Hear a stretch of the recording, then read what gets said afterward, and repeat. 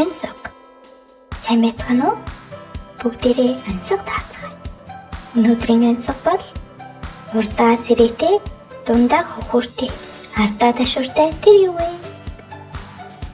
Ташуур гэдэг нь малыг хөөж туухад ашигладаг урт бариултай, оосортой хэрэгсэл юм.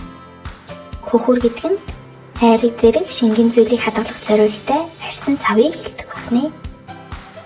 Би танарт төхөөлж өгье. Энэ нь 5 хошуу малын нэг. Таагараа хүүхдүүдээ.